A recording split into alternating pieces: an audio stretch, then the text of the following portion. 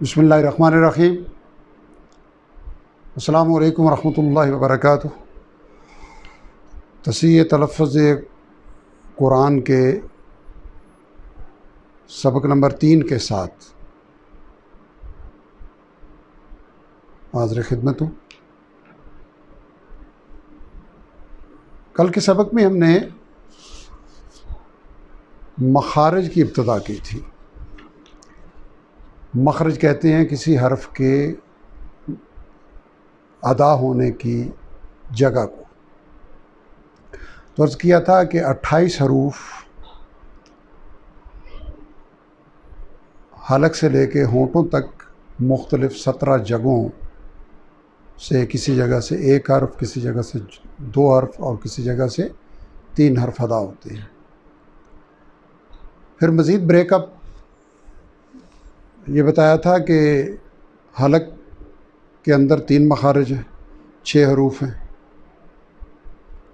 زبان کے 10 مخارج ہیں، 18 حروف ہے، 6 اور 18 24، اور ہونٹوں کے 2 مخارج ہیں، 4 حروف، یعنی 28 حروف مکمل ہو گئے۔ 29 میں سے ایک حرف کے سوا بقیہ 28 حروف پہ زیر زبر پیش آتی ہے، اس لیے مخرج بھی انہی کا معلوم ہوگا۔ اس کے بعد عرض کیا تھا کہ مخرج معلوم کرنے کا طریقہ یہ ہے کہ جس حرف کا مخرج معلوم کرنا ہو اس کو ہم ساکن کریں گے، اس سے پہلے زبر والا حمزہ لگائیں گے۔ الف اس شکل میں ہوگا جب وہ زبر والے حرف کے بعد ہوگا، جیسے کتاب میں تا کے بعد اور قالا میں کاف کے بعد الف ہے، اس کو الف بولتے ہیں، اور جس پہ زیر زبر پیش آ جائے وہ حمزہ کہلاتا ہے۔ حرف کو ساکن کر کے حمزہ زبر والا حمزہ لگا کے آواز جس جگہ جا کے ٹھہرے گی وہی اس حرف کا مخرج ہوگا۔ ہم نے سب سے پہلا مخرج یہ سیکھا کہ حلق کا وہ حصہ جو سینے کی طرف ہے، اس میں سے 2 حروف ادا ہوتے ہیں، حمزہ اور ہا۔ حمزہ کی آواز ہم نے سیکھی تھی آ، اور ہا کی آہ۔ اس کے بعد عین اور خا حلق کے درمیان سے آ اور آہ، اور اس کے بعد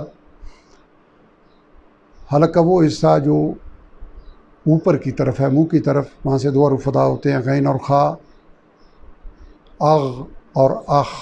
یہ 2 حروف ان 7 حروف میں شامل ہیں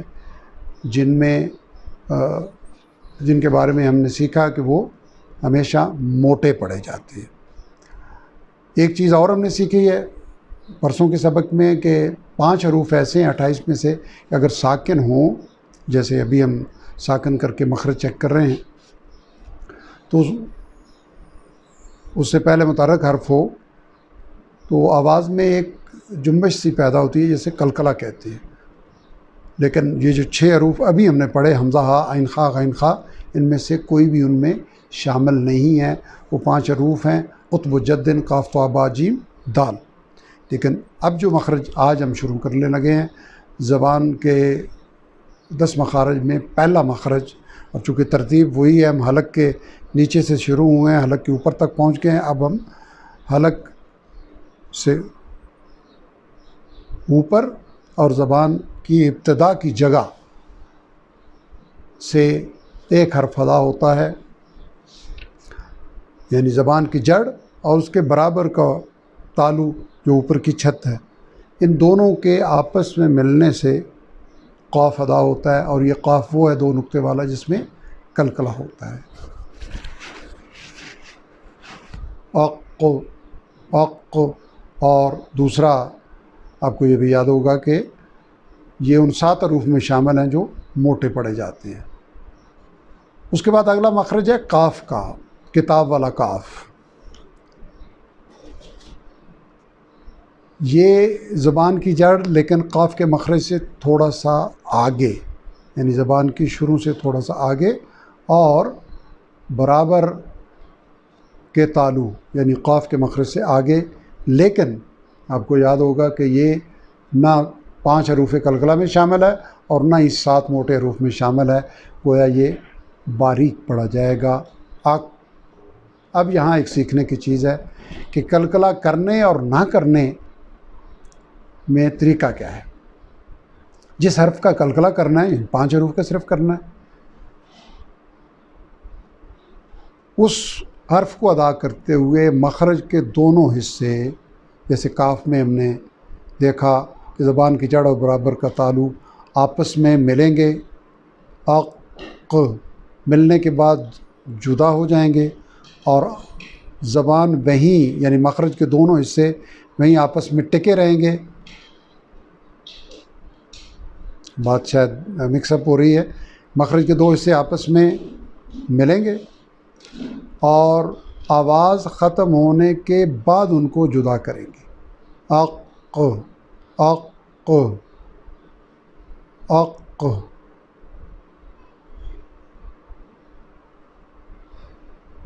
قاف میں زبان مخرج کے 2 حصے جدا ہونے کے بعد آواز ختم ہوگی، جبکہ جہاں قلقلہ نہ کرنا ہو تو وہاں آواز ختم ہونے کے بعد 2 حصے جدا ہوں گے. لگتا ہے جلدی میں 2 چیزیں گڑمٹ کر گیا ہوں کہ جہاں قلقلہ کرنا ہے وہاں مخرج کے 2 حصے جدا ہو کے آواز ختم ہوگی، اور جہاں نہیں کرنا وہاں مخرج کے دونوں حصے آپس میں ملے رہیں گے، آواز ختم ہونے کے بعد ان کو جدا کرنا ہے. جیسے اق، یہ کتاب والا کاف، اور اق دونوں حصے ملے جدا ہوئے اور قلقلہ ہو گیا. جہاں قلقلہ نہیں کرنا اق، وہاں دونوں حصے اپنی جگہ ٹکے رہے اور آواز ختم ہو گئی تو قلقلہ نہیں ہوگا. اب مجموعی طور پہ ہم مخرج پڑھ چکے ہیں 5، تو چھٹا مخرج ہے جس میں سے 3 حروف ادا ہوتے ہیں، جیم، شین اور یا.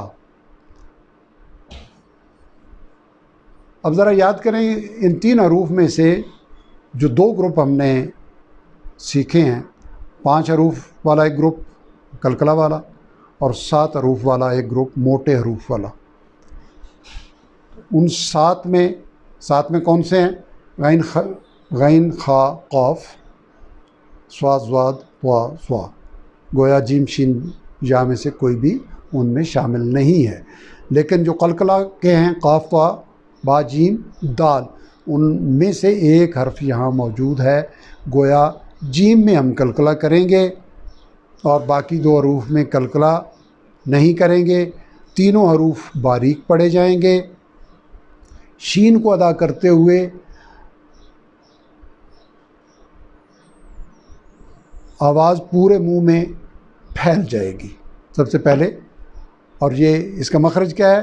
زبان کا درمیان، یوں اگر ہاتھ کی ہتھیلی کی طرح یہ سمجھیں کہ یہ زبان ہے، یہ زبان کا جو درمیان ہے برابر کے تالو، یہ آپس میں ملنے سے یہ 3 حروف ادا ہوتے ہیں. آج، آج، آش، آش، آش، یعنی آواز پورے منہ میں پھیل رہی ہے، قلقلہ نہیں ہو رہا. جیم میں قلقلہ ہو رہا ہے. اور یا، یہاں سے ایک نئی چیز آج ہم سیکھ رہے ہیں کہ یا ساکن اور واو ساکن. چونکہ ابھی تک جو مخرج کا طریقہ ہم نے سیکھا ہے کہ حرف کو ساکن کریں گے، آواز یہاں جس جگہ جا کے رکے گی اس کا مخرج ہوگا. جب یا ساکن سے پہلے ہم زبر لگائیں گے تو وہ بن جائے گا ای، اور واو ساکن جس کا مخرج ابھی ہم اس تک نہیں پہنچے، جب اس کو ہم پڑھیں گے تو وہ بن جائے گا او. یہ اس کو یا ساکن سے پہلے زبر ہو تو اس کو یا لین کہتے ہیں، اور واو ساکن سے پہلے زبر ہو اس کو واو لین کہتے ہیں. تو یہاں جب زبر کے ساتھ ہم پڑھیں گے تو یہ ہوگا ای، یہ یا لین ہے. اسی طرح یا متحرک بھی یا تو اسی جگہ سے زبان کے درمیان اور برابر کے تالو سے. اب آج کا مخرج، آج کے سبق کا شاید آخری ہو، واد.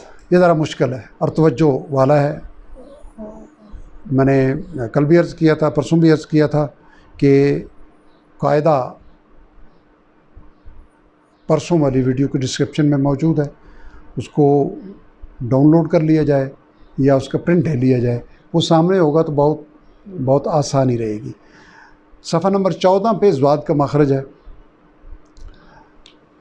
اس میں تھوڑی سی چیز کہ یہاں سے آگے، یعنی یہ 7واں مخرج ہے، آگے کے مخارج کا، یعنی زبان کے جتنے مخارج ہیں ان کا تعلق دانتوں سے ہے۔ تو یعنی اوپر والے جبڑے کے دانتوں اور داڑھوں سے ان کا تعلق ہے۔ تصویر، یہ جو تصاویر اوپر دو دی گئی ہیں، غور سے ان کو دیکھا جائے کہ اوپر نیچے کے جبڑے میں 6 دانت ہیں، 6 دانت نیچے، 6 اوپر، سینٹر والے 2 بڑے اور 2 اس کے ساتھ رائٹ پہ 2 لیفٹ پہ، اسی طرح اوپر، اسی طرح نیچے۔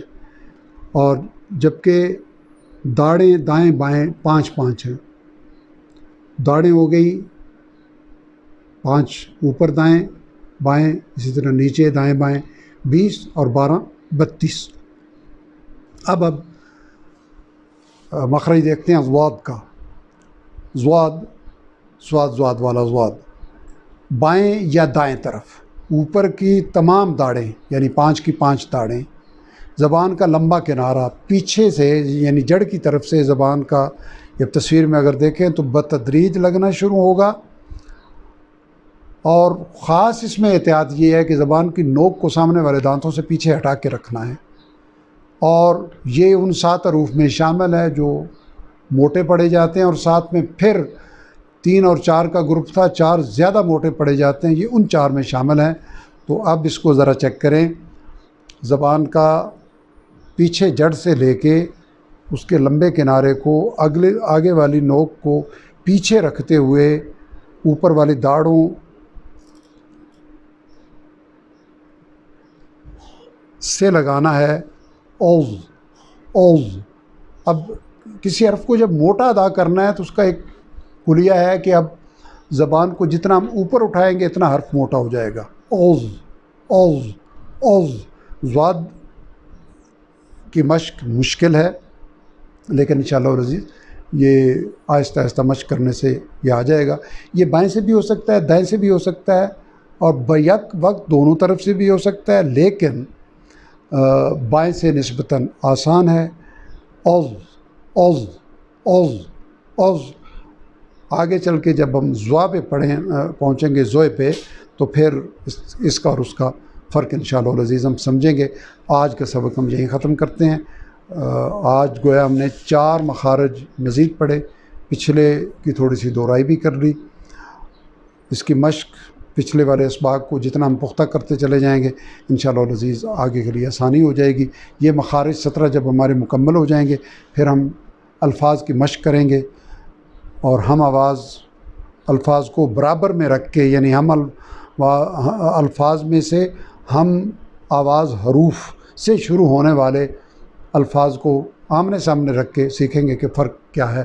اللہ تعالی ہمیں قرآن حکیم کو درست تلفظ کے ساتھ، جس طرح نبی کریم صلی اللہ علیہ وسلم کے قلب اطہر پر نازل ہوا، جس طرح آپ نے صحابہ کرام رضوان اللہ تعالیٰ علیہ مجمعین کو سکھایا، اور جس طرح ہم تک منتقل ہوا، اس طرح پڑھنے کی توفیق عطا فرمائیں، اور قرآن حکیم کی تلاوت پوری زندگی صبح و شام کرنے کی توفیق عطا فرمائیں، اور قرآن حکیم کو سمجھنے اور عمل کرنے کی توفیق عطا فرمائیں۔ وآخر دعوانا الحمدللہ رب العالمین۔